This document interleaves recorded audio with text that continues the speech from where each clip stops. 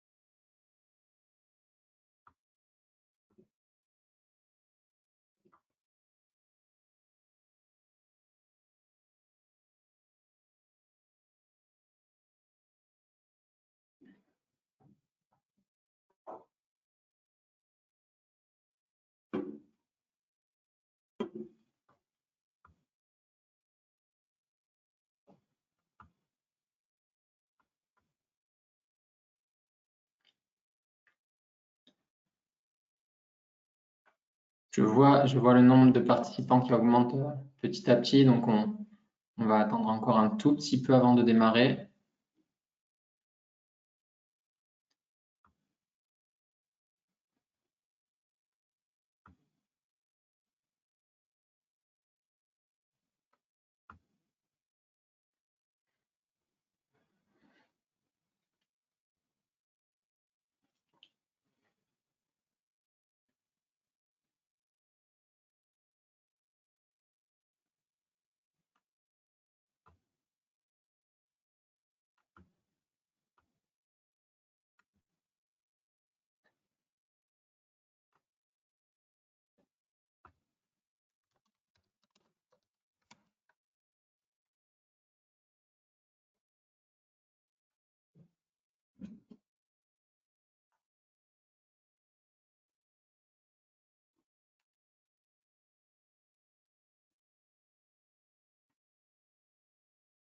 Bonjour tout le monde.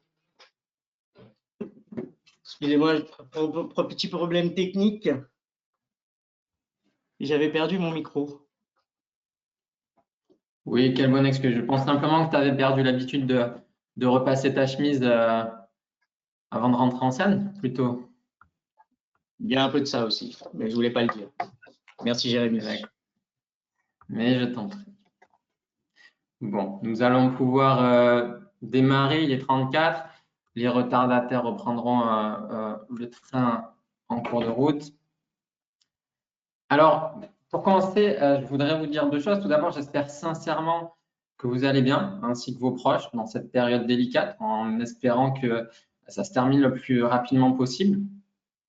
Et la deuxième chose, c'est que je vous remercie d'être présent aujourd'hui, d'assister à ce webinaire. Et puis, je vais même en rajouter une troisième, c'est que grâce à vous, vous nous permettez de remettre une chemise, de faire cet effort-là, parce qu'on avait mis ça un peu de côté, Naya et moi-même, depuis de longues semaines. Donc, c'est bien. Merci à vous.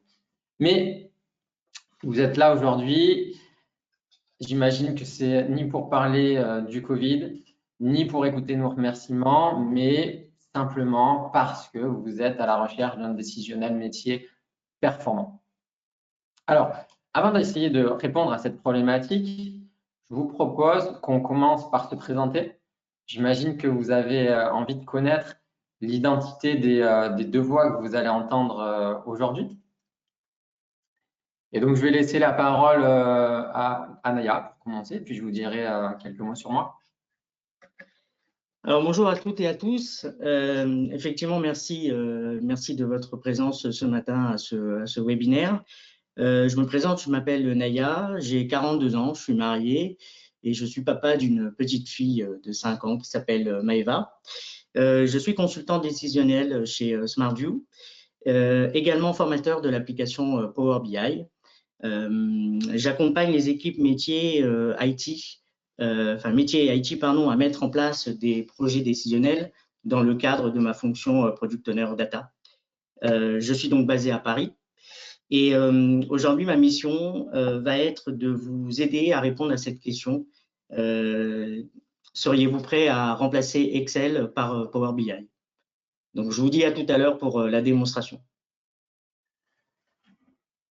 Merci Naya, effectivement, j'attendrai beaucoup de choses de ta part tout à l'heure. Donc, j'espère que tu sauras effectivement répondre à mes questions. Alors, moi, je me présente, je m'appelle Jérémy Oran. Je suis responsable de l'offre BI chez SmartView depuis bientôt 5 ans, depuis plus de 5 ans même. Je vis également sur Paris. Alors, historiquement, j'ai vécu très longtemps dans le sud, à Montpellier notamment. Mais donc, je suis sur Paris depuis 5 ans. J'interviens sur des missions de formation, de consulting décisionnel dans son ensemble, c'est-à-dire de la compréhension du besoin auprès des clients jusqu'à la mise en production, on va dire, des rapports et l'industrialisation. Et mes outils de prédilection, enfin mon outil de prédilection reste Power BI, mais j'interviens également sur Tableau Software. Voilà, alors, donc vous l'aurez compris, nous travaillons tous les deux pour SmartView. SmartView, c'est quoi? Alors, sans hypocrisie aucune, hein, c'est une très belle famille qui a vu le jour en 2010 à Montpellier, autour de 4 grandes valeurs. La fierté, la première. Nous sommes toujours extrêmement fiers, en tout cas, nous essayons d'être fiers de ce que nous produisons, des accompagnements que nous réalisons.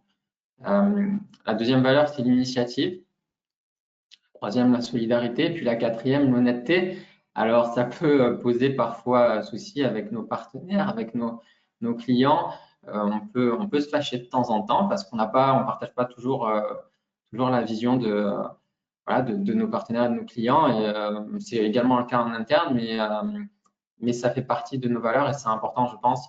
Enfin, nous le pensons pour avancer ensemble. Nous sommes présents sur 3 sites, Paris, Montpellier, Lyon, mais on aime bien se balader un petit peu partout en France, parce que c'est un très beau pays, donc autant en profiter, on n'est pas limité à ces 3 villes-là. Et puis nous comptons pas moins de 28 collaborateurs aux compétences multiples, alors pas moins de 28, peut-être 29, peut-être 30, mais pas moins de 28. On n'a pas de départ dans notre société, ou très très peu, donc on n'est pas en dessous des 28. Voilà, ce chiffre a bougé, on est peut-être à 29, 30, 31, mais pas en dessous. Nous intervenons dans le quotidien, enfin, nous essayons d'accompagner les entreprises dans leur quotidien sur 3 thématiques qu'on estime fortes, qu'on estime très importantes. C'est la partie collaborative avec des expertises fortes sur les outils, notamment Atlassian et Microsoft. Un deuxième accompagnement sur la partie product management avec également des compétences fortes sur les thématiques de l'innovation, de l'agilité et de l'usine logicielle. Et puis enfin, la dernière partie, la plus importante aux yeux de Naya et moi-même, forcément, c'est l'aide à la prise de décision avec là encore un accompagnement sur la business intelligence et plus spécifiquement sur la data visualisation qui est vraiment notre cœur de métier. Avec en particulier des compétences sur les 3 outils leaders du marché, Tableau Software, Qlik et Power BI. Voilà. Maintenant que vous nous connaissez un petit peu, on va enfin pouvoir entrer dans le vif du sujet ce pourquoi vous vous êtes réveillé si tôt ce matin, et on vous en remercie encore. Et on va donc démarrer avec le sommaire. Alors, le plan, il est très simple, il va se décomposer en 3 parties. La première des choses que nous allons faire, c'est nous demander ou nous redemander pourquoi nous sommes là ce matin.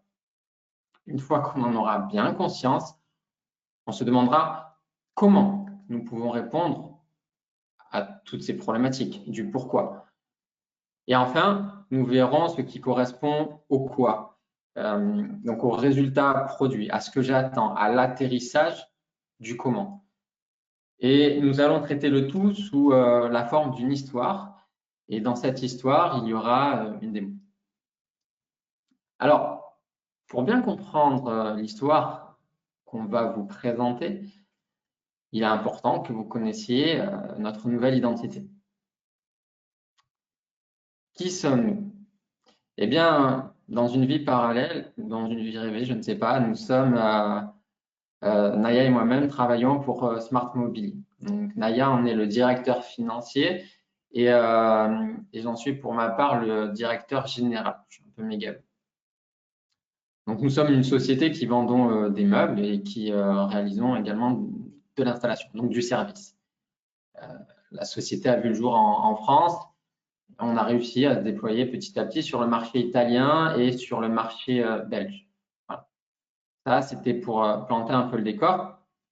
Alors, comme aujourd'hui, nous allons parler de décisionnel, il est important que qu'on vous présente également un petit peu les données que nous avons, que nous utilisons au sein de l'entreprise.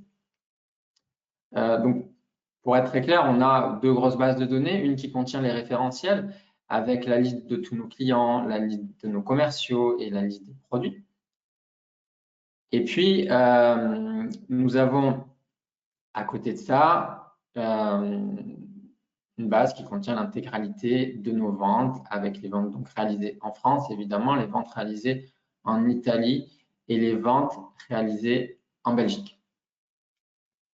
Alors, pour que ça soit plus clair, je vais vous présenter les données. Donc, je vais basculer sur le fichier Excel. OK, donc là, on a importé les datas dans le fichier Excel. Alors, je me permets de faire juste une petite coupure dans la présentation. J'ai oublié de le signaler au départ. Vous êtes très nombreux, donc on a coupé les micros de tout le monde.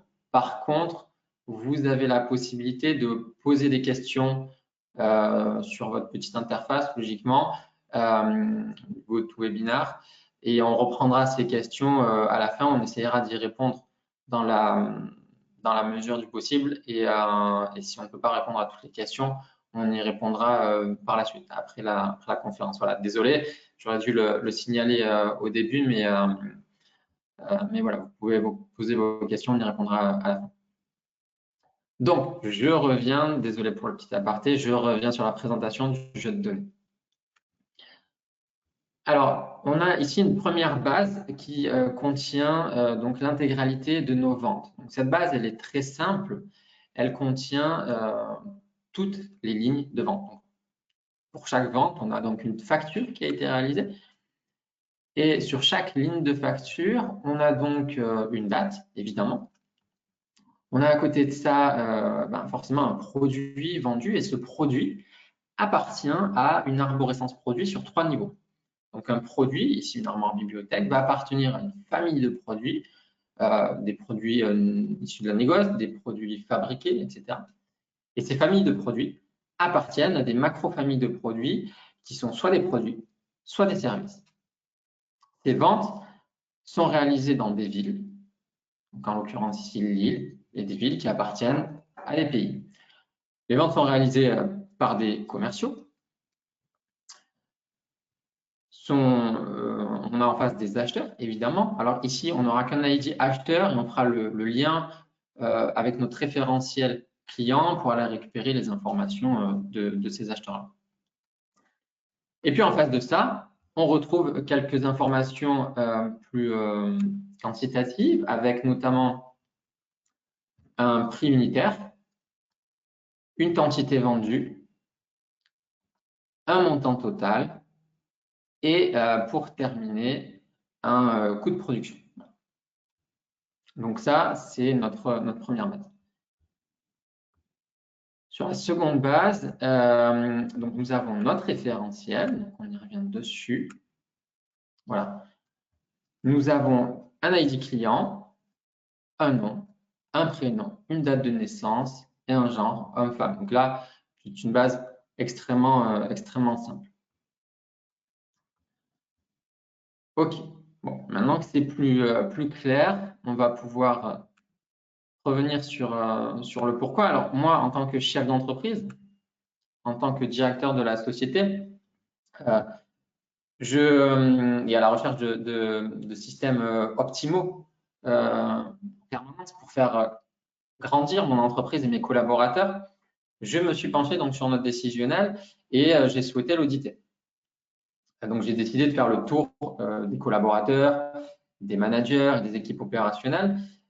Et voici les premiers retours que j'ai eus. Donc on l'a décomposé en 3 thématiques: l'analyse, les performances et le partage. Donc ce qui ressort, c'est que Excel, c'est un formidable tableur. Et en termes d'analyse, les remontées que j'ai eues, c'est qu'Excel me permet de faire de nombreux calculs qui sont dépendants les uns des autres.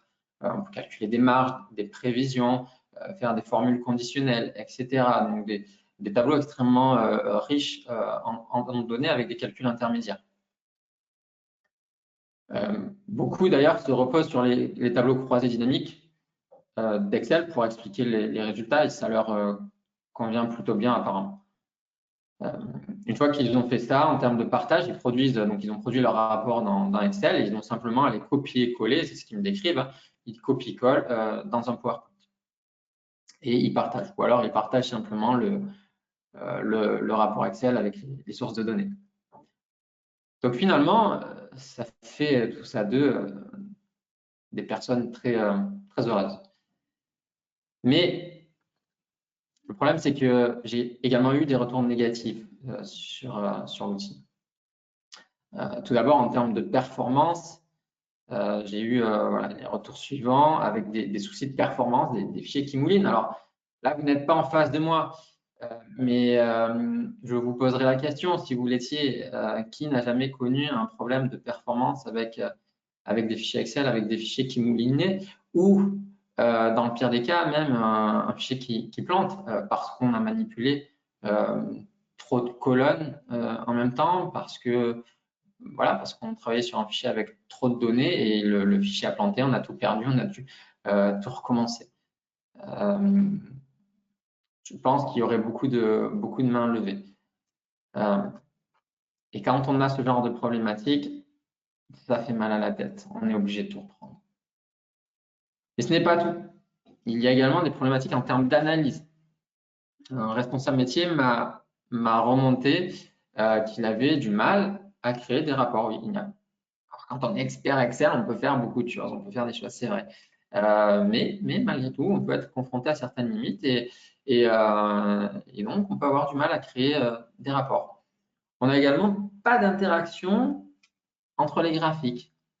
Et ça peut poser souci. Si vous faites un histogramme et une courbe ou une cartographie et que vous cliquez sur une des valeurs de votre histogramme, la valeur qui sera sélectionnée sur votre histogramme ne va pas être répercutée sur les autres visuels. Autre problématique qu'on m'a remontée, c'est que l'outil, finalement, il n'est pas si intuitif que cela. On ne peut pas simplement trier de manière croissante ou décroissante les valeurs de mon histogramme. On ne peut pas le faire simplement. Et si jamais on décide d'utiliser ou de créer 2 visuels, par exemple 2 histogrammes sur la même source de données, un qu'on voudrait trier sur le montant total et un qu'on voudrait trier sur la marge. Pour réaliser les 2 tris, il va falloir qu'on duplique la source de données parce qu'en fait, il va falloir aller appliquer la source de données non pas sur l'histogramme qu'on a créé, mais sur les sources de données qu'on utilise. Et si cette source de données utilise à la fois les montants et les marges, il faudra dupliquer notre source de données. C'est finalement pas si intuitif, effectivement. Et le dernier point problématique pour les collaborateurs, c'est qu'on ne peut pas creuser la donnée. ou ce qu'on appelle également le drill down. C'est-à-dire que dans notre cas, on a par exemple une arborescence produit avec des familles de produits et des produits derrière. Si je souhaite avoir la ventilation de mon chiffre d'affaires par famille de produits, OK, je peux le faire. Mais si derrière, je souhaite, en cliquant sur une des valeurs de ma famille produit, pouvoir visualiser la répartition sur cette famille de produits de l'ensemble de mes produits, bah, je ne peux pas le faire. Donc, je ne peux pas creuser la donnée, ça c'est problématique. Je suis obligé de faire un graphique à côté et en plus, je n'ai pas d'interaction entre les graphiques comme on l'a vu. Alors, quand j'ai cette double problématique de performance et d'analyse, Excel devient presque un poids pour moi. J'exagère un peu, mais en tout cas, ça peut être très embêtant. Et puis le troisième point que j'ai constaté, que les managers ont constaté, et globalement dans les échanges, dans les réunions sur les KPI de l'entreprise, on a constaté qu'il y avait des soucis en termes de management et de message. Le premier point, c'est qu'il y a déjà une surexploitation des tableaux, ce qui rend les analyses longues et complexes. Même pour quelqu'un qui travaille sur son tableau, qui connaît son tableau, qui connaît ses datas, c'est extrêmement rassurant, effectivement, de travailler sur des tableaux, des gros tableaux, des grands TCD qu'on retrouve dans Excel, tout ce que nous offre vraiment Excel. Le problème, c'est qu'en travaillant comme ça, on peut passer à côté de l'information la plus importante dans un tableau. Okay, notre œil peut aller se focaliser sur une information qui ne sera pas forcément celle à retenir. Même si en général, effectivement, ceux qui manipulent ces tableaux les maîtrisent extrêmement bien. Mais on peut passer finalement beaucoup de temps sur l'analyse sans aller à l'essentiel. Et le deuxième point qui est remonté et qui est apparu, c'est que les messages ne passent pas forcément. C'est-à-dire que quand quelqu'un présente son rapport, son tableau de bord qu'il a construit, avec notamment des gros tableaux, eh bien, le message qu'il souhaite faire passer ne sera pas forcément celui qui sera entendu par son interlocuteur, par son N+1, son manager, etc. Pourquoi? Parce que le tableau de bord, dans beaucoup de cas, ce n'est pas toujours le cas, hein, bien entendu, reposera là encore une fois sur des tableaux, sur beaucoup de visuels. Donc, il peut y avoir une problématique de richesse de tableau, donc de valeur pardon, dans un tableau, et une problématique de nombre de visuels aussi présentés. Hein. Il y a une double problématique qui fait que finalement le message entendu ne sera pas celui que voulait vraiment faire passer la personne qui présentait son rapport. Donc, on a vraiment voilà, trois problématiques en termes de performance, d'analyse, de management et de message. Alors, ça, c'est l'ensemble des retours que j'ai eus. Je dois vous avouer que j'avais l'impression que les collaborateurs exagéraient un petit peu. Et donc, voilà, je n'étais pas forcément convaincu. Donc, j'ai quand même voulu faire un test de mon côté. Peut-être que vous non plus, vous ne l'êtes pas par tout ce qui a été dit là. Donc, je vous propose qu'on fasse un test. Moi, ça tombe bien, j'ai un rapport à faire, j'ai un jeu de données. Donc, on va aller tester ça sur Excel directement. Donc, on va rebasculer. Et on va essayer de faire quelque chose d'assez assez simple. On va faire une analyse. Donc, je suis revenu sur ma table des ventes et on va simplement essayer de calculer un montant total par ville. Alors, je ne suis pas un expert Excel, évidemment, mais ce qu'on va essayer de faire, et parce que moi, ça me paraît assez naturel, c'est de sélectionner mes agences, mon montant total, et d'aller récupérer, d'aller insérer, pardon, un graphique. Alors, on va faire un graphique recommandé. Non, là, c'est trop compliqué. Ça ne me propose rien. Donc, on va aller faire un graphique. J'en entends rire certains hein, qui sont certainement experts Excel, évidemment. Et donc, moi, on va essayer. Voilà. Alors, je préfère vous dire tout de suite que j'ai un ordinateur assez performant. Mais, aïe, je commence à avoir des petits soucis. Voilà, des petits soucis de performance. J'espère que l'ordinateur ne va pas planter parce que sinon, va avoir du mal à terminer la présentation et Naya surtout sera bien embêté. C'est lui qui devra finir. Donc, on espère tous que le… Voilà, ouf, oula, oula, je vais un peu vite. Qu'est-ce qui s'est passé? On va revenir. Je l'ai perdu. On va recommencer. Non. Visiblement, il se balade quelque part. Voilà, il se balade quelque part. Le problème là, c'est que ça réfléchit. Voilà, ok, il est là. J'ai de la chance, j'ai pas perdu. Alors, on va essayer de l'agrandir parce qu'on n'y voit pas grand-chose. Ça remouline. Ça remouline, mais bon.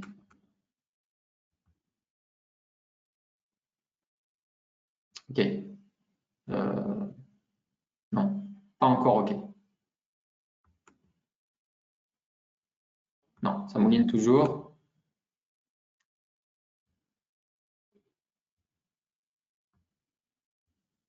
Il faut juste ça remettre patience, ça c'est pas tellement un souci hein, pour les gens,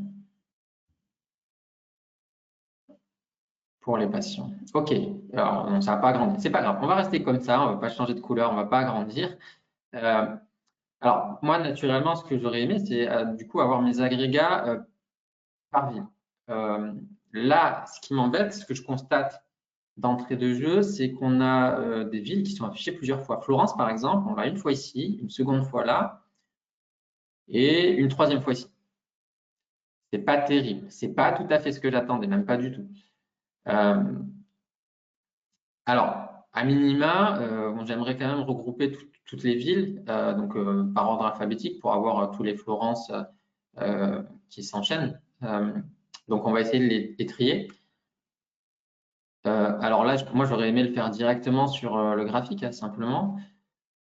Bon, c'est pas.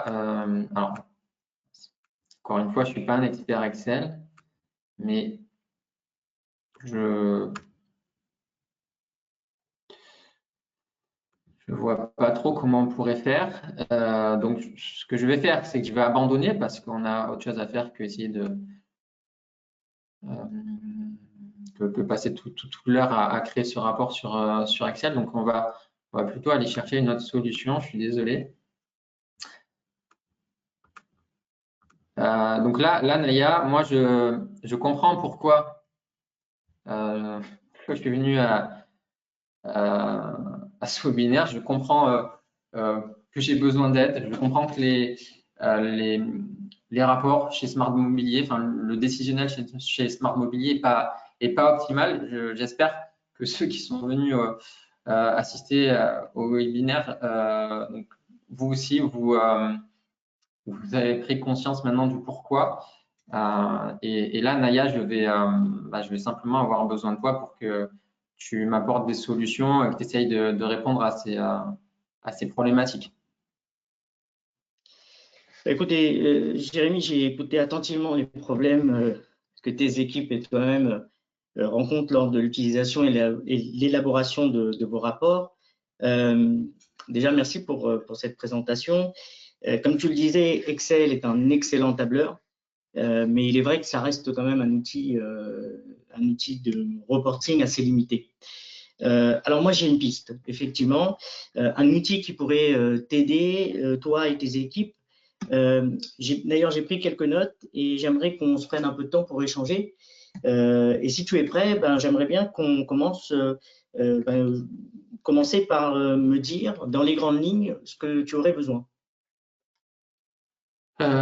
Ok, évidemment. Alors, j'ai besoin d'avoir, moi, une vision sur la structure de mon chiffre d'affaires. Un rapport qui va me permettre de le connaître, certes, mais également de le comprendre, de l'analyser et surtout, d'en tirer des enseignements.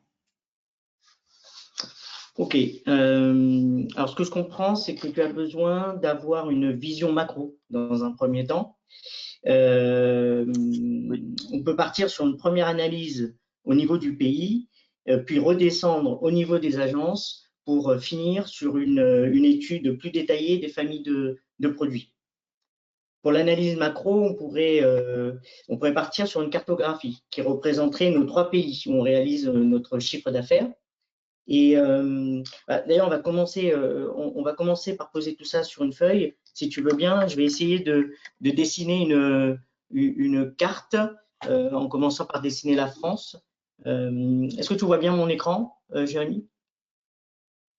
Ok, ouais, je vois très bien, c'est parfait. Donc, je dessine la France, je vais dessiner la Belgique et puis l'Italie. Bon, tu auras, je pense, deviné que c'était bien l'Europe, hein. Effectivement, tu es un super dessinateur. Ouais. Bravo. Alors, pour identifier le CA, il faudrait que tu choisisses des couleurs. Est-ce que tu en as en tête? Ouais, bien sûr. On n'a qu'à prendre le bleu pour les valeurs les plus fortes, Ok, le orange pour les valeurs les plus faibles et le vert pour les valeurs intermédiaires, par exemple. ça marche. Je vais essayer de mettre ça en petite légende ici pour m'en souvenir tout à l'heure lors de la conception du tableau de bord. Donc, en bleu, le CA le plus élevé, en orange, le CA le plus bas, et puis en vert, le CA médian. Ça représenterait quelque chose comme ça sur la carte. Et d'ailleurs, est-ce que, enfin, tu veux l'analyser sur quelle période?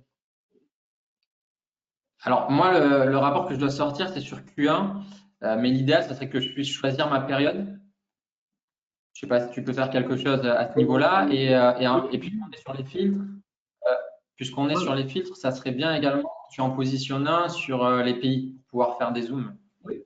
Parfait, parfait. Donc on va se mettre donc un segment sur l'année, un segment sur le trimestre et un segment sur les pays. Ça te va? Ok, ouais, c'est parfait. Ok. Et alors, comme c'est un document officiel, est-ce que tu pourrais rajouter, s'il te plaît, le logo de la société? Pas de souci. On va le mettre ici. Et d'ailleurs, je vois en plus qu'il nous reste un peu de place. On pourrait y rajouter un titre. Oui, tout à fait. Bonne remarque. Sans être très original, on va l'appeler vente, par exemple. Allez, c'est parti pour vente. Super. Alors, je crois dans les prises de notes que j'ai là sous les yeux, tu cherchais à avoir un histogramme. Enfin, du moins, tu me parlais de pouvoir visualiser le chiffre d'affaires par agence. Oui, tout à fait, oui. J'aimerais bien, Donc, effectivement, une fois qu'on a fait notre analyse macro sur les pays, qu'on puisse redescendre effectivement au niveau des agences et idéalement qu'on puisse le classer par ordre décroissant, peut-être sous la ok. forme d'un Donc, histogramme. voilà, on va se dessiner un histogramme un peu comme ça. Et effectivement, je précise qu'en fait, ça sera en ordre décroissant. Ok, ça c'est super. Et alors justement, j'allais oublier, est-ce qu'on pourrait inclure la notion de marge sur ce visuel sans le surcharger, j'ai pas envie qu'il y ait une courbe supplémentaire, j'ai pas envie qu'il y ait des barres à côté, mais j'aimerais bien qu'on puisse également avoir sur ce visuel la notion de marge par agence pour compléter l'analyse en fait, pour aller plus loin. Alors, si je comprends bien ta demande, l'histogramme, en fait, représente bien ton chiffre d'affaires et tu souhaiterais faire ressortir sur ce même histogramme les agences dégageant une marge importante et sans pour autant rajouter un deuxième histogramme à ça. Ok, donc on pourrait avoir quelque chose qui ressemblerait un peu à notre cartographie avec une marge la plus élevée en choisissant la même couleur, hein, en restant pour avoir une continuité dans ton analyse. Donc une marge plus élevée en bleu, une marge plus basse en orange, et puis la marge médiane en vert. Et sur notre histogramme, on pourrait la représenter comme ça pour chaque agence, à la fois son chiffre d'affaires et la marge qu'elle représente. Ah bah ça serait super, pardon. Là, tu es en train de me vendre du rêve, donc attention hein, tout à l'heure. Bon, ça reste une maquette. Tu l'as dessiné la maquette, c'est toi qui l'as dessinée. Et donc pour finir, pour aller plus loin, moi j'aimerais bien avoir un dernier visuel qui me permette d'avoir un niveau de détail supplémentaire, peut-être au niveau des produits, pour justement expliquer ces écarts de marge qu'on pourrait avoir au niveau des agences. Ok, bon, là, l'idéal pour ce type d'analyse, ça reste quand même le TCD, le tableau croisé dynamique. Donc, on pourrait imaginer en fait en colonne les familles de produits, en ligne les pays, et puis à l'intérieur, ce qui pourrait être intéressant, c'est de regarder ce que produisent les agences et tout ça sur le chiffre d'affaires. Ok, c'est parfait. Bon, c'est bien, c'est exactement ce que j'avais compris. Et en plus, cette maquette va vraiment nous aider à réaliser ensemble ton rapport. Ce que je te propose, et d'ailleurs, je pense que tout le monde est impatient de voir en quoi Power BI est en mesure justement de remplacer Excel dans la production d'un tableau de bord. Donc, ce que je vais faire, je vais basculer sur Power BI. Et pour la suite de cette démo, je vais couper la caméra pour qu'on puisse vraiment se concentrer sur la démonstration Power BI. Très Donc, je vous bien, dis je à vais tout à en faire l'heure. de même.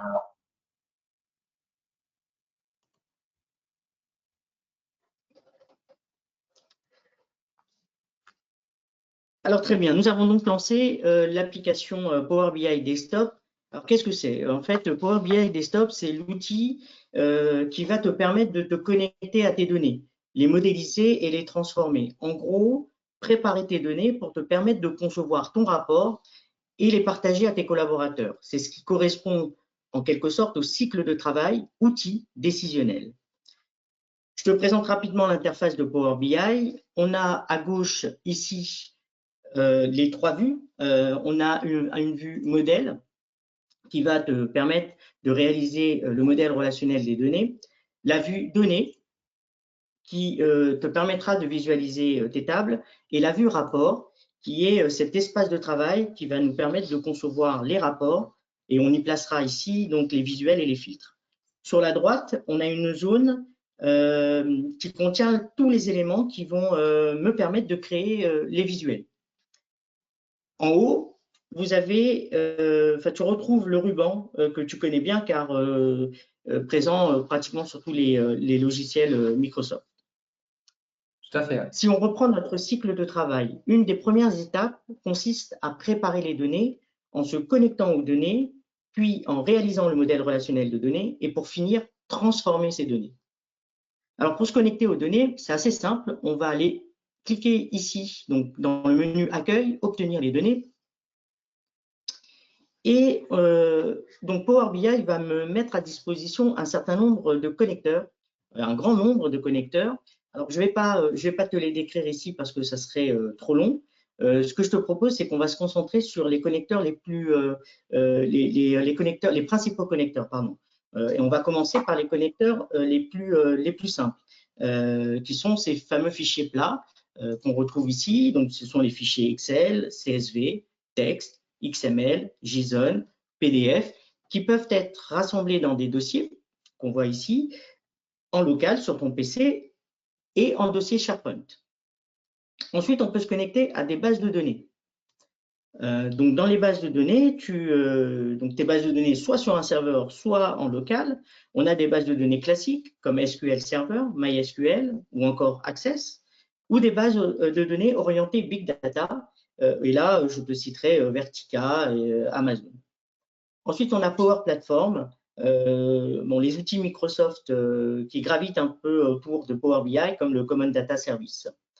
On retrouve aussi Azure, qui est une plateforme applicative de Microsoft, orientée cloud. Globalement, il y a de nombreuses connexions natives avec les bases Microsoft, comme c'est le cas avec les bases de données SQL Azure, que tu retrouves ici. On retrouve aussi les services en ligne. Alors, les services en ligne, ce sont notamment des connexions à des outils du marché comme Salesforce, Dynamics ou bien Google Analytics. Ces types de connecteurs donnent en général accès à une partie des données de l'outil, sélectionnées donc par l'éditeur, non l'entièreté de la base. Une des connexions les plus intéressantes et qui est classée dans « Autres », c'est la connexion web qui nous permet de nous connecter à des sites web pour récupérer, par exemple, les données de la météo ou bien les open data qui sont des données publiques mises à disposition gratuitement sur de nombreuses thématiques. Et pour finir, je voudrais te parler des requêtes vides. Hein. Les requêtes, c'est ce qui vont te permettre de charger uniquement les données qui t'intéressent en réalisant toi-même ta requête. Alors toi, tu m'as mis à disposition les deux fichiers que tu nous as présentés tout à l'heure, que je vais aller importer immédiatement dans Power BI. Donc, je reviens sur Fichier. Ouais, Je vais alors, je te coupe, hein.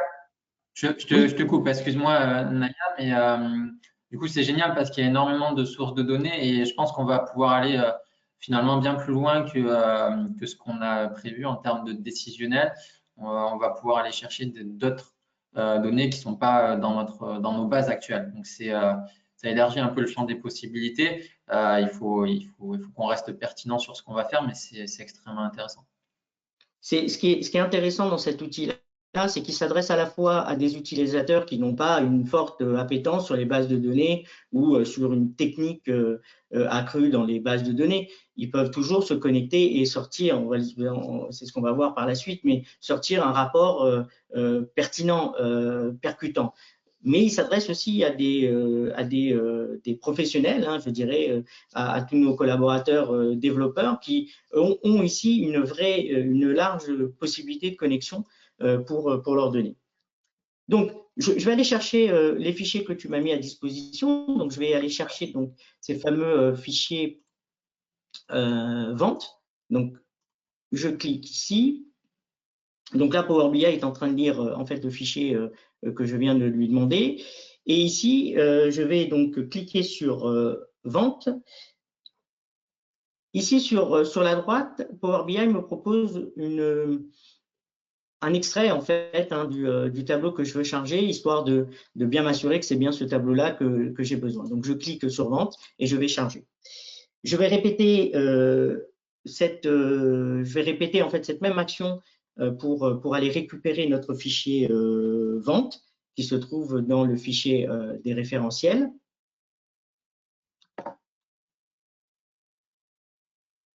Donc là, ici, je peux m'apercevoir que la table a bien été importée.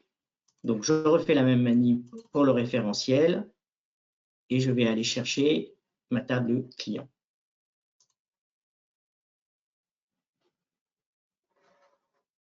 Parfait, elle est bien ici. Je peux cliquer dans le développer pour voir effectivement toutes mes colonnes. Alors, mes données maintenant sont disponibles dans Power BI. Je vais pouvoir passer à l'étape, continuer dans mon étape de préparer les données.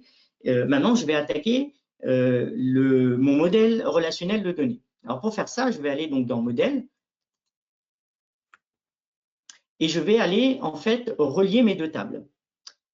Pourquoi je vais faire ça? En fait, ça va me permettre, en reliant ces deux tables, de réaliser des analyses croisées et en fait croiser les informations les unes avec les autres. Pour les utilisateurs Excel, pour créer des relations entre les tables, on utilise la fonction recherche-v. Alors, la fonction recherche-v, elle est puissante, mais elle a ses inconvénients. Donc, il faut répéter la fonction autant de fois que nous avons besoin de récupérer les données. Par expérience, on sait que cette fonction a des limites dès lors que nos tables dépassent un certain nombre de lignes. Et là, Jérémy, tu vas voir, tu vas être agréablement surpris de la facilité à créer cette relation dans Power BI. Et pour faire ça, il suffit simplement de glisser, de venir prendre l'ID client et de venir le glisser, déposer dans l'ID acheteur de ma table vente. En gros, ce que je dis, c'est que dans ma table client, cette ID client, je la retrouve bien dans la table vente ID acheteur et je lui dis maintenant, à partir de cette donnée-là, tu vas pouvoir me récupérer des données de la table client ou de la table vente.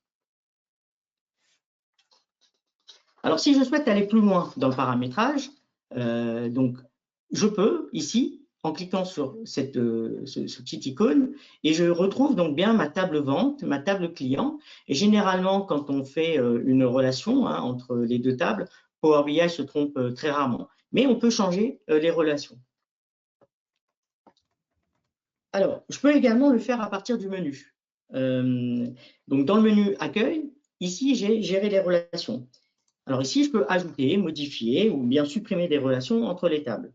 Alors c'est beaucoup plus confortable si on a beaucoup de tables à gérer. que de le regarder graphiquement derrière. OK, merci pour le conseil. Je prends. Alors, une dernière action nécessaire dans l'étape de préparer les données, c'est la transformation des données. Alors, selon le type et la qualité de la source, on sera amené à opérer quelques transformations, les transformations de nettoyage, par exemple.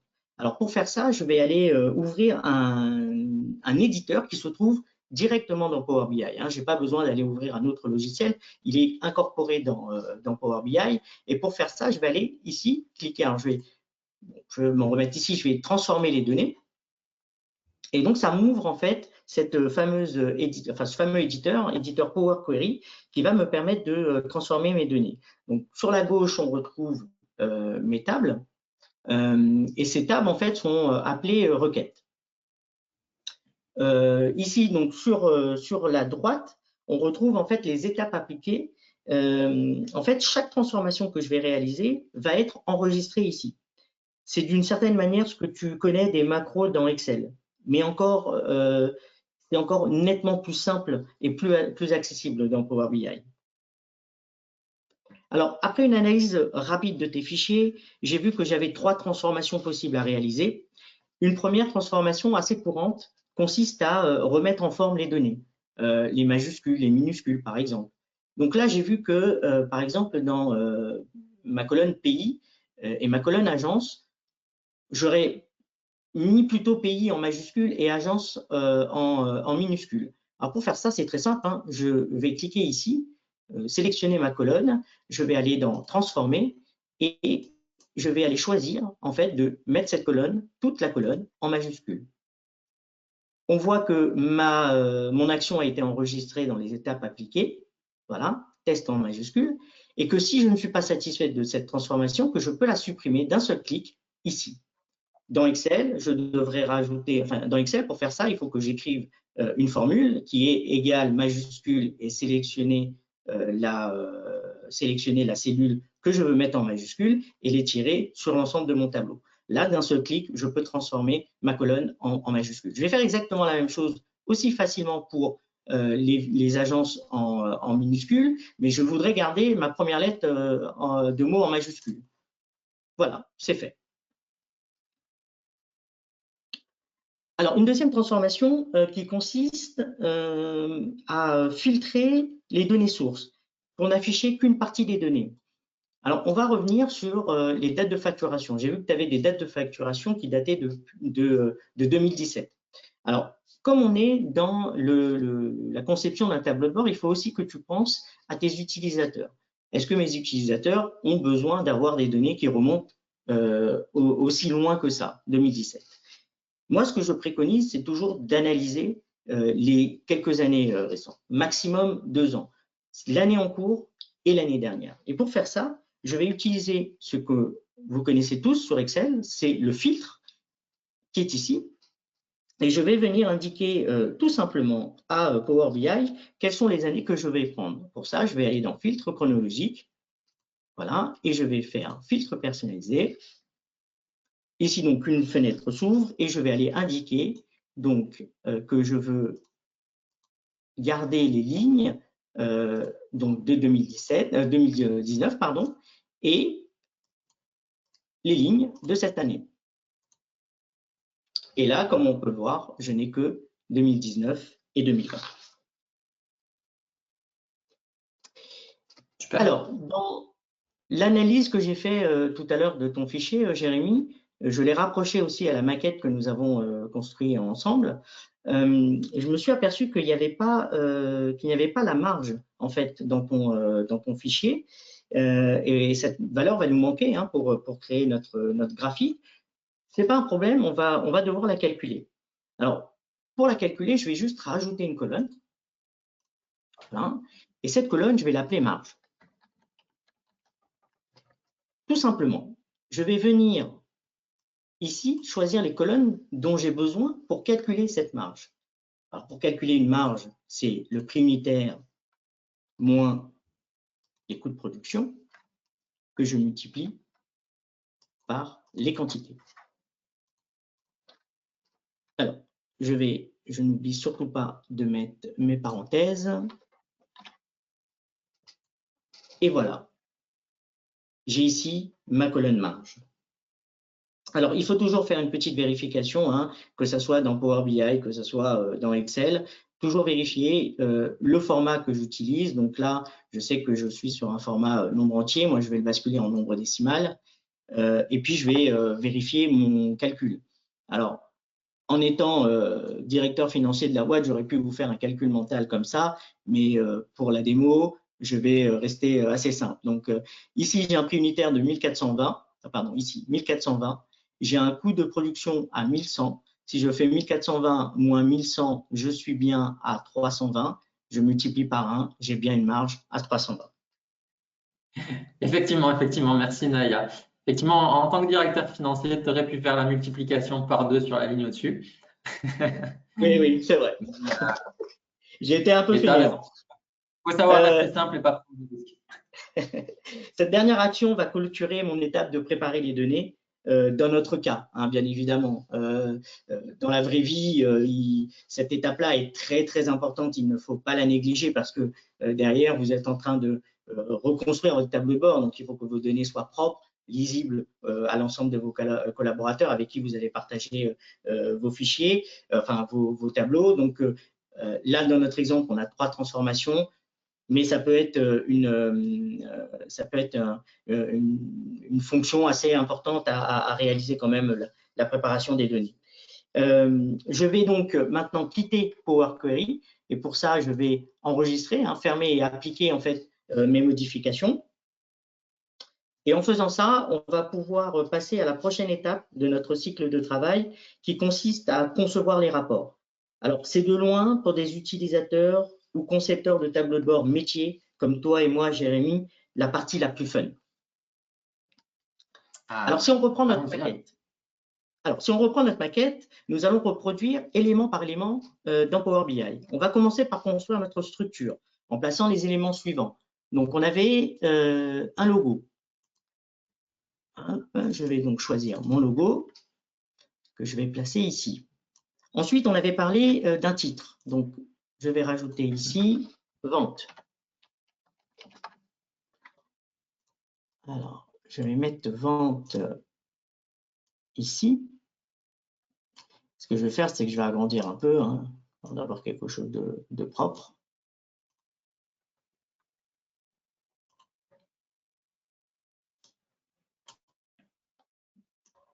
Voilà. Tu m'avais parlé de segments.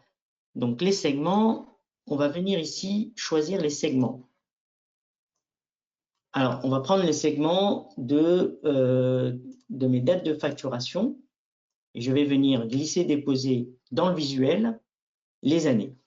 Alors, moi, je ne suis pas trop fan de ce visuel-là, hein, d'ascenseur pour les années. Je préfère rester classique, les cases à cocher. Donc, je vais venir tout simplement choisir les listes et venir les remplacer ici.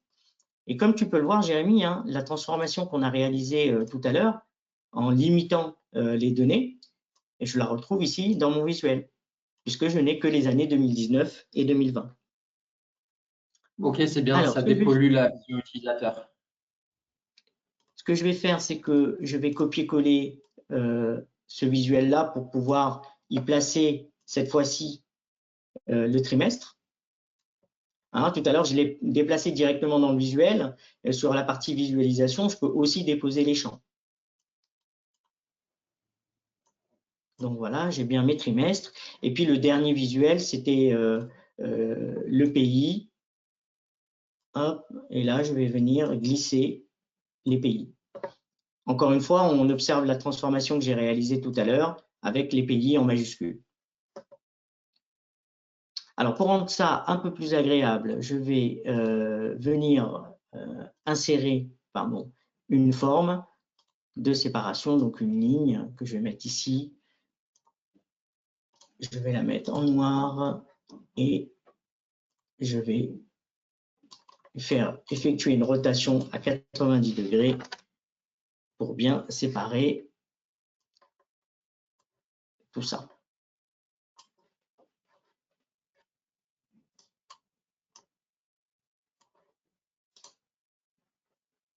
Voilà, ma structure, oups, j'ai été peut-être un peu trop radical sur le poids. Hop, voilà.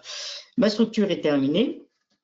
Je vais pouvoir passer à la construction de mon premier visuel, qui est la cartographie. Alors, pour faire la cartographie, je vais aller donc dans visualisation, dans le volet visualisation, et cliquer ici sur carte. Donc, ma carte est ici, et je vais tout simplement renseigner dans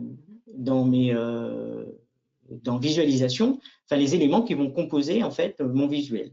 Donc, j'ai déjà dans les emplacements pays,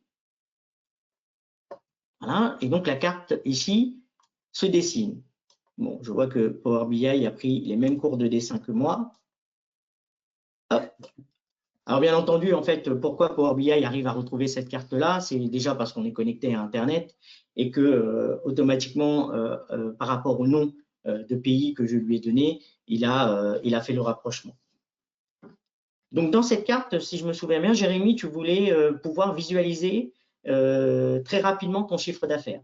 Donc là, on voit que la couleur ne correspond à rien. Hein. Ce qu'on va faire, c'est qu'on va venir appliquer cette fameuse mise en forme conditionnelle. Donc, je vais venir appliquer donc, dans mon graphique une mise en forme conditionnelle où je vais venir renseigner donc, le champ montant total qui va être en fait ma mise en forme d'échelle de couleurs sur lequel va venir s'appliquer les couleurs, donc montant total. J'ai bien ici le minimum qui va être la valeur la plus basse que je vais renseigner en orange, comme on l'avait dit, la valeur la plus élevée en bleu. Et pour avoir l'intermédiaire, je vais cliquer sur divergent pour avoir la valeur médiane. Et là, je vais aller choisir ma couleur verte. Voilà. Donc, mon visuel est quasiment prêt parce qu'il me reste encore à appliquer le filtre de cette année et du premier trimestre. Voilà, ma carte est à présent prête. Je vais pouvoir entamer le deuxième visuel, hein, concerne en fait maintenant les agences. Donc sur les agences, on avait parlé d'un histogramme groupé. Ah oui. Bon, j'ai fait encore une fois une petite mauvaise, enfin une manip. Hop, que je rectifie ici. Je vais cliquer donc sur histogramme. Voilà, le graphique est ici. Je vais venir renseigner donc mes axes. On avait parlé des agences et en valeur le montant total. Voilà. Donc comme vous pouvez le voir hein, sur le graphique, Power BI me donne automatiquement un histogramme classé par ordre décroissant. Je peux très simplement modifier ce tri en venant cliquer sur plus d'options et en choisissant le tri croissant.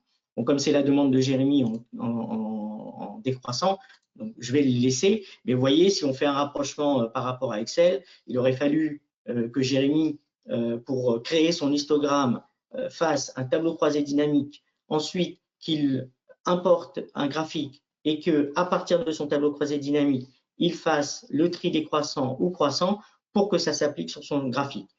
Là, d'un seul clic, je n'ai pas besoin de trier tout ça. Je peux également choisir par quoi je veux trier, soit par agence, soit par montant. Voilà.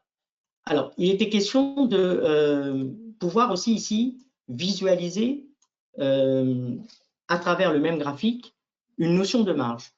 Donc, on va faire la même manipulation qu'on a fait sur la cartographie. On va aller appliquer une mise en forme conditionnelle qui se trouve donc ici. Et là, je vais venir appliquer la même chose. À peu de choses près, c'est que je ne vais pas me baser sur le champ montant total, mais bien sûr sur ma colonne que j'ai créée, qui est la marge.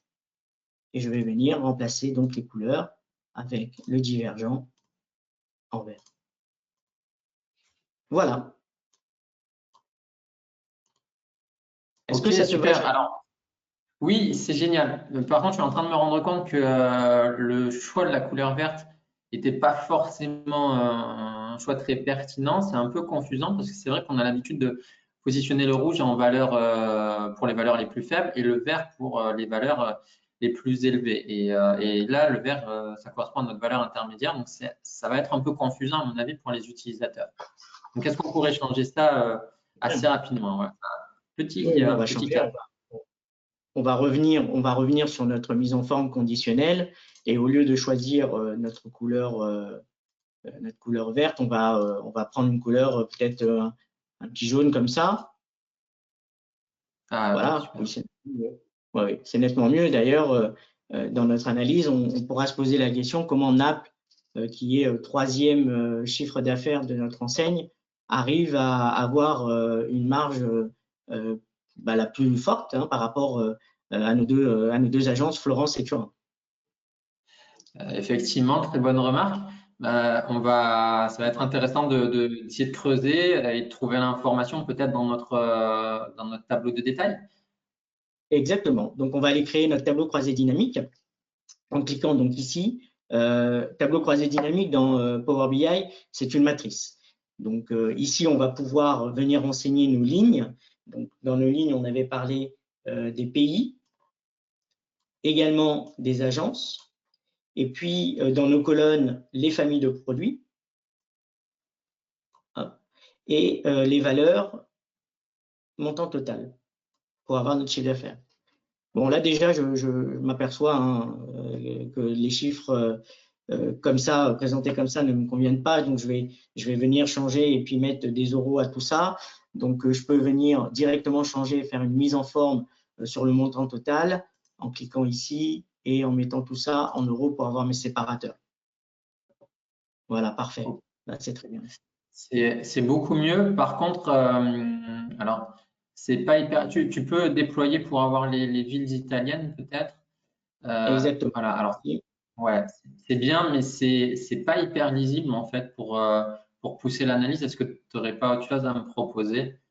Alors, on pourrait voir ça plutôt, je pense que pour ton analyse particulièrement, on pourrait remettre tous ces chiffres en poids, c'est-à-dire en pourcentage. Et pour faire ça, ça va être assez simple. On va venir ici, on va revenir sur nos champs et on va appliquer en fait un calcul sur notre valeur, donc montant total, et on va lui demander un pourcentage du total de lignes, par exemple. Ah oui, et là c'est plus flagrant, effectivement.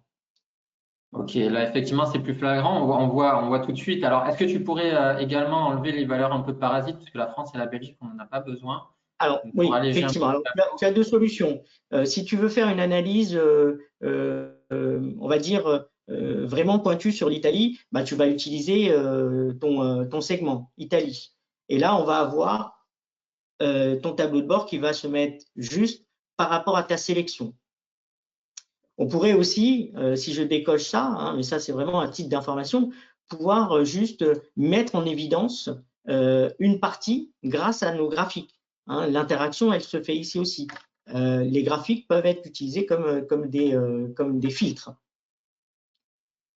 Ok, super. Alors, on va garder quand même notre segment pour avoir vraiment notre analyse sur l'Italie. C'est parfait, ouais. Effectivement, ce qu'on voit très clairement là, c'est que Naples vend en très grande majorité, donc à hauteur de 68%, des produits fabriqués. Donc, par définition, des produits sur lesquels on marche plus puisqu'on les fabrique et qu'on les vend par la suite. Donc, la chaîne de distribution est très courte.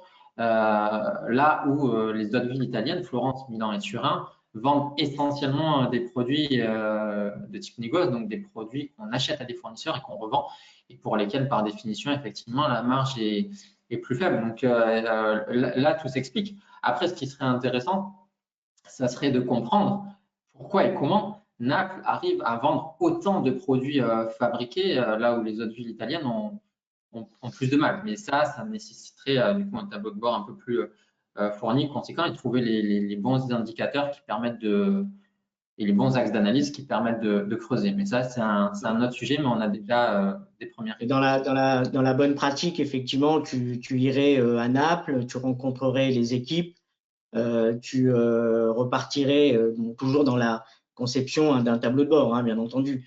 Tu poserais les questions, tu demanderais sur quoi vous travaillez, sur quel format, et là, on pourrait mettre des indicateurs qui permettraient aux autres agences de pouvoir suivre ces indicateurs pour atteindre leur objectif d'augmenter leur niveau de marge, effectivement. Et ça, on peut le faire grâce à des outils comme Power BI, où l'utilisateur qui n'a, encore une fois, pas forcément une appétence, ou encore une fois des équipes qui n'ont pas une culture data, une culture de la donnée, de pouvoir accéder à la donnée et surtout de pouvoir s'en appuyer pour atteindre les différents objectifs qui sont fixés par la société. Ok, Alors, super, merci. en jetant rapidement un œil, hein, Jérémy, sur mes notes, je vois que tu as mentionné une problématique également de partage de tes tableaux de bord. Avec Power BI, il existe plusieurs possibilités pour le faire. La première, ça serait, si tu as confiance aux personnes à qui tu fournis le tableau de bord, tu peux très bien partager ce tableau de bord-là, le fichier source, puisque je te rappelle, Power BI Desktop est gratuit. Donc, tout ce que tu produis là, tu peux le partager avec les équipes. Ils pourront le lire, ils pourront le travailler, ils pourront le modifier. Justement, c'est peut-être ça la limite. C'est qu'ils peuvent tout faire comme toi. Et ils ont accès à toutes les données. Donc, au niveau de sécurité, ce n'est pas le tip top et ce n'est pas vraiment ce que je te recommande. Tu peux envoyer dans un deuxième temps un format PDF. Ce qu'on fait généralement quand on envoie nos rapports sur Excel, on vient copier-coller dans un PowerPoint pour faire la présentation. Là, on pourrait exactement faire la même chose, le copier, l'exporter donc en PDF. Par contre, ça perd tout son sens. Tu ne peux pas faire ces analyses dans le détail. Tu ne peux pas rentrer dans les données. Il n'y a plus d'interaction entre tes graphiques. Donc là, c'est un peu dommage. On perd tout le sens et tout l'intérêt de Power BI. D'accord, donc là, c'est une copie d'écran. Finalement, excuse-moi, Naya, ça fait une copie d'écran de ce qui est affiché et ça l'exporte de manière automatique, par contre, en PDF. Okay. Exactement. Donc, pour ça, c'est dans Fichier qu'on retrouve facilement. Tu fais exporter et puis tu as exporté au format PDF. OK. Alors, il y a une deuxième possibilité, c'est de publier ce rapport sur Power BI Pro. C'est la version payante de l'outil.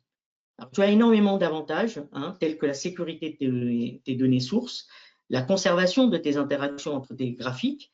Tu peux aussi définir l'utilisation par type d'utilisateur. Par exemple, si tu as, je pense à nos commerciaux qui ont des objectifs, qui pourraient avoir un tableau de bord par commercial. Par commerciaux, pardon, et tu vas pouvoir ici dire, OK, je fais un tableau général, voilà, de ce type-là, mais par contre, je veux qu'un tel puisse voir sa partie à lui et un autre sa partie à lui. Et ça, c'est tout à fait possible, et ça a son intérêt que si tu passes avec Power BI Pro. Alors, j'ai réussi à avoir une version d'évaluation gratuite de Power BI Pro. Et ce que je te propose, c'est que je te montre rapidement comment tu fais pour publier. Donc, tu le fais ici. Et ce que tu vas voir et ce que tes collaborateurs vont voir. Donc, je vais enregistrer mon fichier. J'avais oublié de le faire tout à l'heure. Donc là, Power BI me propose de choisir l'espace en fait où je vais le mettre. Donc là, il reprend en fait les sources de données, mon rapport, il vient récupérer toutes les pages que j'ai et il me demande de l'ouvrir donc sur le net ici. Voilà, avec donc moi j'ai déjà un compte, je me suis déjà inscrit. Et ici, donc, on retrouve Power BI Pro et on retrouve exactement le même rapport avec les mêmes filtres que nous avions précédemment dans mon fichier en local. Donc, ton utilisateur verra la même chose que toi. Il pourra modifier. Voilà, il pourra faire une analyse, par exemple, sur 2019. Il pourra enlever Italie s'il le souhaite. Voilà, il pourra vraiment utiliser. Donc, toi, si tu construis ton tableau de bord avec plusieurs pages, il aura accès à ces pages-là. Voilà. Jérémy, j'ai une question à te poser maintenant. Es-tu convaincu par la capacité de Power BI Desktop? Et à vous, j'aimerais aussi vous poser cette question. Alors, seriez-vous prêt à remplacer Excel par Power BI à présent? Alors, je vais être très impoli, je vais me permettre de répondre en premier. Ouais, effectivement, tu m'as plutôt convaincu. l'outil, la démo que tu viens de faire montre qu'apparemment tu peux répondre effectivement à l'ensemble des problématiques qui ont été remontées par les collaborateurs de Smart Mobilier, que ce soit donc en termes d'analyse, de performance, de message. Donc oui, moi je suis plutôt convaincu et ça serait intéressant de pourquoi pas tester l'outil, de le démarrer avec 1, 2, 3 utilisateurs clés, de faire un démarrage progressif avant éventuellement, si ça fonctionne bien, de le déployer au sein de l'entreprise. Mais on peut effectivement démarrer tout doucement avec ça et voir ce que ça donne. Mais ça a l'air de répondre effectivement aux besoins. Donc, merci beaucoup à toi. Je me permets du coup de reprendre la main. J'en ai profité pour prendre quelques notes, simplement, par rapport à ce que tu viens de dire et de ce que j'ai constaté. Alors, voilà. Donc là, est-ce que vous voyez bien mon écran? Oui. Ouais, très bien. Donc moi, ce que j'ai noté en synthèse, c'est que si on récapitule, utiliser Power BI Desktop à la place d'Excel, c'est désormais en termes de performance mettre fin au fichier qui mouline, donc qui se ferme en raison de la volumétrie. C'est en termes d'analyse, concevoir des tableaux de bord efficaces, simplement et assez rapidement. Et puis en termes de partage, c'est mieux communiquer, mieux transmettre ses messages, mieux expliquer son activité.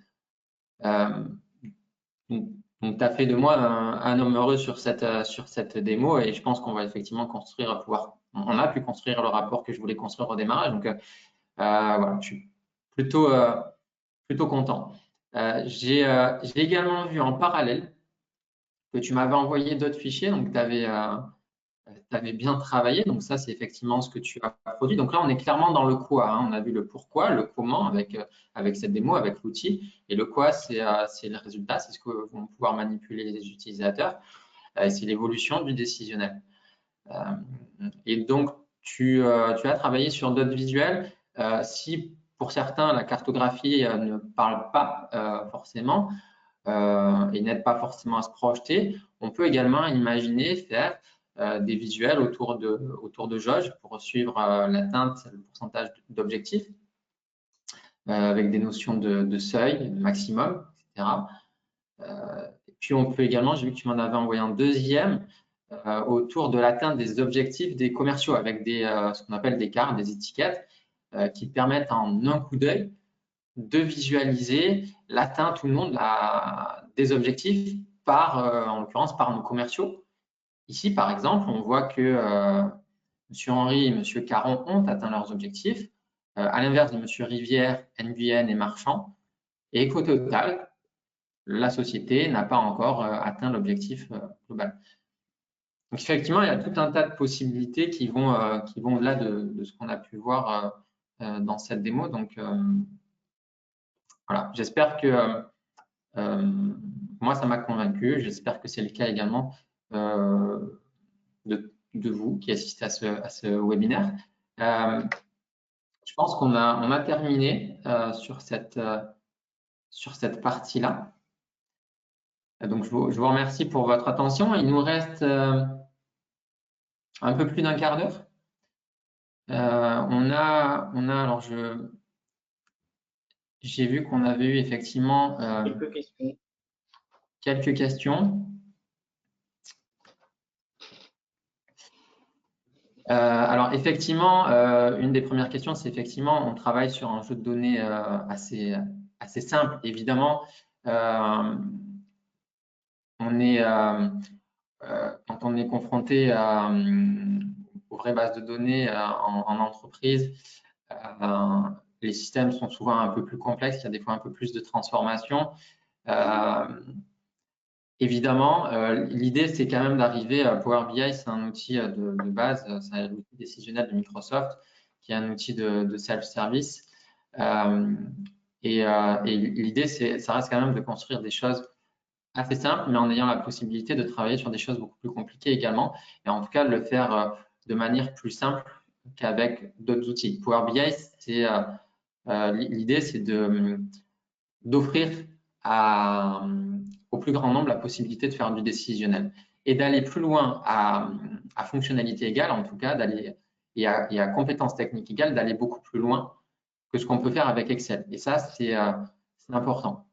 Après, effectivement, on peut rentrer dans des modèles beaucoup plus compliqués avec des jeux de données compliqués. C'est une bonne remarque. Il y a toujours un peu de travail en amont à faire. On me demande également si, Naya, est-ce qu'il est possible d'automatiser la remontée des données à partir d'Excel sans être obligé de reconcevoir à chaque fois le tableau de bord? Alors pour la mise à jour, on peut le faire effectivement sur la partie sur la partie pro, Power BI Pro, on peut y mettre des appliquer des rafraîchissements. Sur Excel, on peut également partir, effectivement, une fois que tu as installé le Data Gateway. Alors, c'est ça, oui, en voilà. fait. Power BI Pro, c'est qu'il faut installer ce qu'on appelle le Data Gateway, c'est une passerelle qui va permettre effectivement de faire les rafraîchissements, de planifier des rafraîchissements à partir d'Excel comme d'une base de données, effectivement. Après, avec la version gratuite, on restera dans du rafraîchissement manuel. C'est-à-dire qu'à chaque ouverture du fichier, on va rafraîchir les données.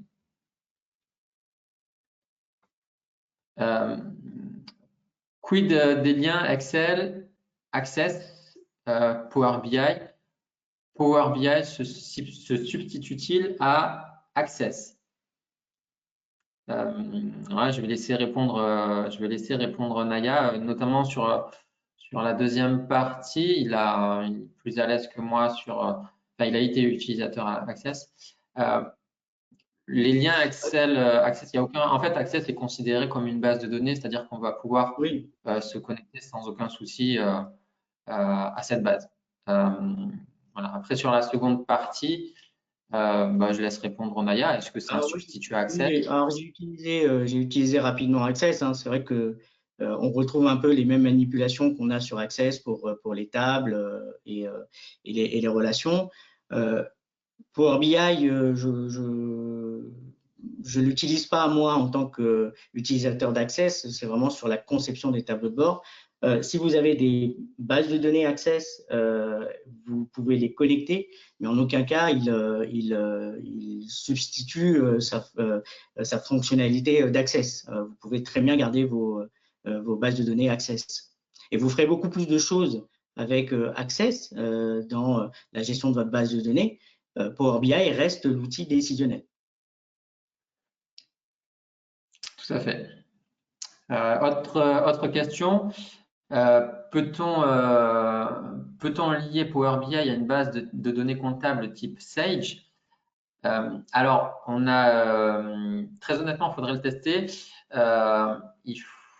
C'est possible. Si c'est une base qui est en local et qu'elle est de type classique, de type base SQL ou MySQL, je ne sais pas quelle est la structure et quelle est la technologie derrière cette base. Honnêtement, il faudrait le tester. Mais c'est pas du tout impossible. Si c'est du Sage online, là, il est possible effectivement qu'on soit confronté à une boîte noire. Et il faut voir dans quelle mesure on peut s'y connecter, peut-être par API ou par une connexion basique. Mais là, pour le coup, on n'a pas de véritable réponse et il faudrait faire un test dessus. En tout cas, si c'est en local, c'est a priori beaucoup plus simple. Une question sur Salesforce.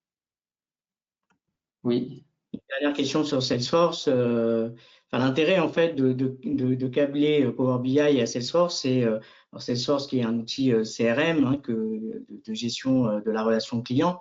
Notamment moi dans mon ancien job, je l'utilisais avec mes business développeurs.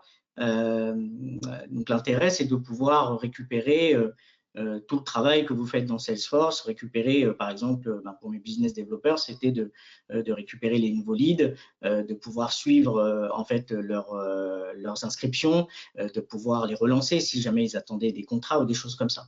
On peut très bien utiliser Power BI pour se mettre un tableau de bord à jour et de faire une réunion pour dire ben voilà combien de leads j'ai, combien de leads est en attente de signature de contrat, etc., etc.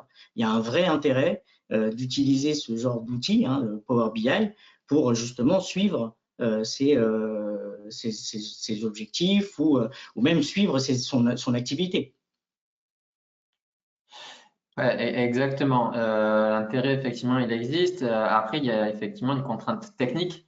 C'est que pour se connecter à Salesforce, il faut se connecter par API, ce qui n'est pas forcément simple et pas forcément à la portée d'un key user. Et même, je veux dire, pour quelqu'un qui est vraiment dans l'informatique, c'est pas toujours le moyen le plus simple de se connecter comparativement aux autres sources. Et ensuite, on a donc il y a une deuxième possibilité, c'est de se connecter par le service qui est proposé. Donc là, c'est une connexion très simple. Par contre, on a accès qu'à une partie des données de Salesforce, une partie que veut bien nous mettre à disposition l'éditeur. Et ça, c'est et on n'a pas, très honnêtement, on n'a pas connaissance de tout ce qui est présent dans le service Salesforce. Là encore, il y aurait un test à réaliser pour voir ce qu'ils nous mettent à disposition. Ouais. Oui, la question suivante sur Dynamics, effectivement, là, c'est un petit peu plus simple. On peut se connecter à Dynamics. Il y a un service, donc c'est pareil. On a accès à un ensemble de données mis à disposition par l'éditeur. Dynamics, en plus, c'est un outil Microsoft, donc la connexion est tout de même plus naturelle. Et on peut aussi connecter par un flux OData. Donc, il suffit de récupérer un lien sur notre interface admin Dynamics. Et ce lien, on va donc l'utiliser avec une connexion de type OData et on va récupérer notre base de données. Donc, oui, effectivement, il n'y a pas de souci sur ce type de connexion. Question suivante. Alors, la différence, on me demande quelle est la différence entre Tableau et Power BI. Alors, le sujet pourrait être long, mais disons que Tableau est un petit peu moins self-service que Power BI. Il est un peu plus compliqué à prendre en main, à utiliser. Sur l'échelle d'ailleurs du self-service, si on devait sur les 3 outils leaders du marché, on a vraiment Power BI qui se positionne en leader du self-service, Tableau qui est sur un niveau intermédiaire et Qlik où on l'est beaucoup moins, même s'ils ont un outil self-service qui s'appelle QlikSense, mais leur outil majeur c'était quand même QlikView historiquement. QlikView était très orienté dev, QlikSense est un peu plus orienté métier, mais ils ont du retard sur le self-service. Donc le gros écart, c'est ça, c'est vraiment sur le côté self-service. Après, globalement, on retrouve la majorité des fonctionnalités chez les 3 éditeurs. Mais il est vraiment sur le côté conception des rapports, simplicité dans la conception. Et après, sur le modèle économique aussi. Voilà. On a chez Power BI, on a un coût qui est par exemple à 8,80 € par utilisateur, quel que soit le profil, utilisateur et lecteur, à partir du moment où on utilise Power BI Pro. Donc, à côté de ça, on a Power BI Desktop pour concevoir gratuitement les rapports.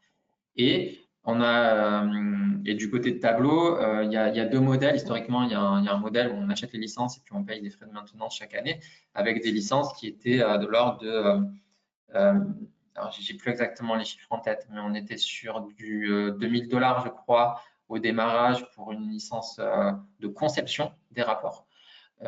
Et ensuite, pour effectuer tout ce qui est partage, on était à 1000 $, je crois, par lecteur. Voilà. Là, ils ont changé leur modèle économique. Ils sont passés aussi en mode cloud avec des paiements mensuels. Et j'ai plus les chiffres en tête, mais ils sont là en tout cas de Power BI.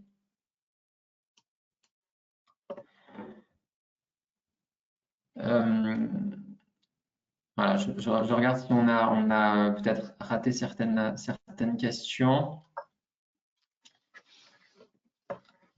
Comment se passe la mise à jour des rapports? Oui, je suis désolé, je suis passé à côté de cette première question. Même si on l'a un peu expliqué par la suite, est-ce qu'il est possible d'automatiser la remontée des données? La mise à jour des rapports, elle se passe avec en prenant en fait la version pro. Donc on installe une passerelle qui s'appelle le Data Gateway et on va pouvoir affecter des sources de données à cette passerelle. Et une fois qu'on aura affecté ces sources de données à cette passerelle dans le cloud, on va pouvoir planifier des rafraîchissements. Donc en général, on planifie des rafraîchissements en début de journée, avant que les utilisateurs arrivent, à 7 heures par exemple ou 8 heures, juste après que les bases de données aient bien été remontées, toutes les infos de la veille. À partir de là, on peut planifier des rafraîchissements sans aucun souci. Voilà, et les données sont donc dans le cloud. Seules les données qui seront utilisées dans les requêtes seront chargées évidemment. On ne stocke pas toute la base, loin de là. Ça, c'est important. Voilà pour la partie refresh. Alors, je regarde juste, il nous reste 3-4 petites minutes. Je vais juste garder 2 minutes. On va prendre encore 2-3 questions, puis je vais garder 2 minutes pour un sujet important que vous voyez en fond. Alors, j'avais une question toujours sur le modèle de données. Naya, est-ce qu'on peut se connecter à 2 sources différentes? Parce que c'est vrai que là, on a travaillé uniquement sur des fichiers Excel. Est-ce qu'on peut mettre en parallèle une base? C'est tout l'intérêt justement de Power BI, c'est qu'on peut se connecter à toutes les sources et à une multitude de sources et n'importe quel type de source. Justement, l'intérêt, c'est de pouvoir aller récupérer des informations dans une source et puis la connecter à une autre source de façon à pouvoir sortir son analyse. D'accord, donc on peut croiser différentes sources. Après, j'imagine qu'il faut être vigilant, évidemment, sur les notions d'identifiant entre les différentes bases. Ça, c'est forcément, on n'a pas les mêmes identifiants. Il faut être extrêmement vigilant dans ces manipulations-là, mais ok. Mais c'est tout l'intérêt justement de Power BI. Ouais. Autre question, est-ce que je peux faire de la saisie dans Power BI? Alors, c'est justement ça. C'est pas comme dans Excel. Dans Excel, vous pouvez créer des formulaires, vous pouvez saisir des données. Alors, vous pouvez le faire dans Power BI, vous pouvez très bien créer une table, saisir des données. Mais c'est pas l'intérêt de l'outil. L'intérêt de l'outil, on parle plus d'un outil de data visualisation. Donc, c'est vraiment pour ressortir des graphiques ou ces choses-là. C'est pas fait pour saisir, honnêtement, c'est pas fait pour saisir des données. Mais vous pouvez le faire.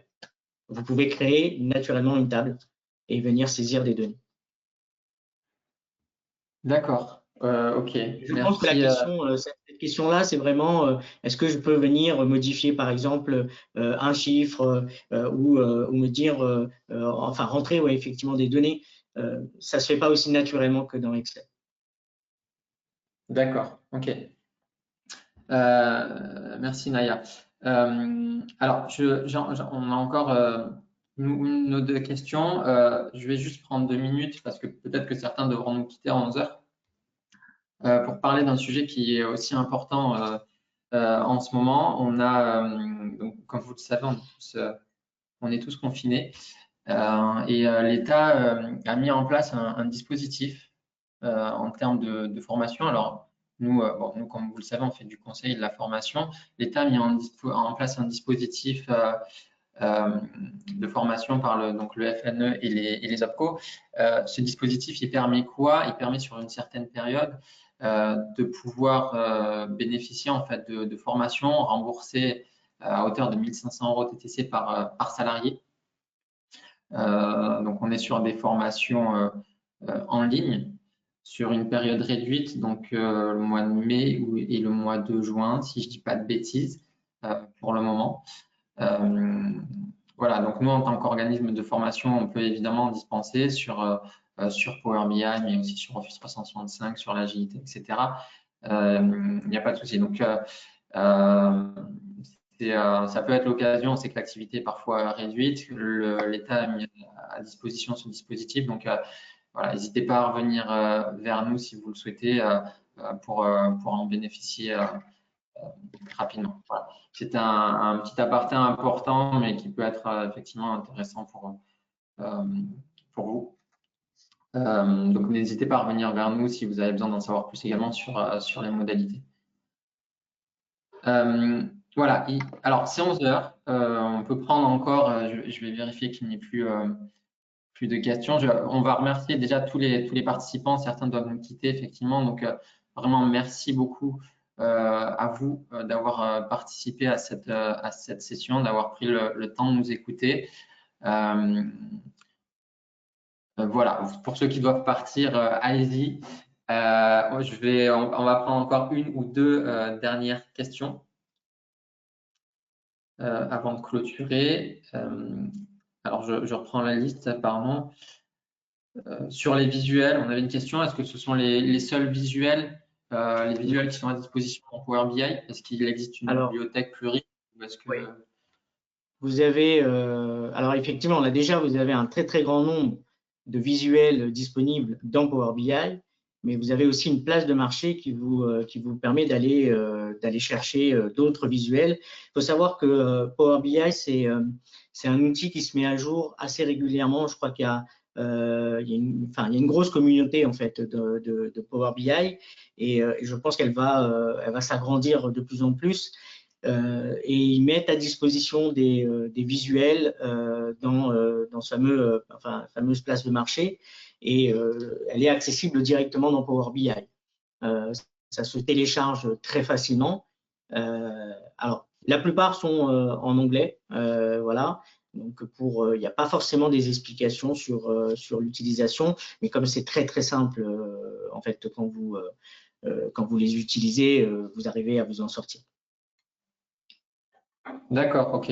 Donc on peut se projeter parce que c'est important parce qu'il y a certains clients, certaines entreprises qui ont des besoins vraiment spécifiques en termes de visuel et on l'a dit, c'est important de bien définir son besoin, de trouver les meilleurs visuels. Là, on est vraiment, on va être dans le conseil, on sort un peu de la présentation sur Power BI, mais pour qu'un outil soit pris en main, il faut vraiment le rendre intéressant visuellement, se limiter à ce qui est vraiment nécessaire et exploiter les visuels les plus parlants. Voilà. Donc ça, c'est extrêmement important quand vous allez définir aussi vos indicateurs. Prenez le temps, challenger votre demandeur ou challenger vous-même en vous posant la question du pourquoi je dois choisir, pourquoi je veux mettre en place tel ou tel indicateur. Est-ce que je vais en pouvoir dégager des enseignements? Quelle action je vais pouvoir mettre en place derrière? C'est extrêmement important. On a des indicateurs qui sont là pour nous informer, mais on a surtout des indicateurs qui doivent être là pour prendre des décisions et des actions. Et c'est des questions vraiment à se poser parce qu'on voit beaucoup de décisionnels extrêmement riches en nombre d'indicateurs. Et au bout d'un moment, on s'y perd, on ne va plus forcément à l'essentiel. Donc ça, c'est vraiment un conseil. Prenez le temps de définir tout ça et prenez le temps de choisir vos visuels. Donc voilà, explorez cette bibliothèque de contenu. Elle est disponible qu'avec la version payante. Mais bon, sur la version gratuite, il y a aussi quand même pas mal de visuels intéressants et on a les basiques.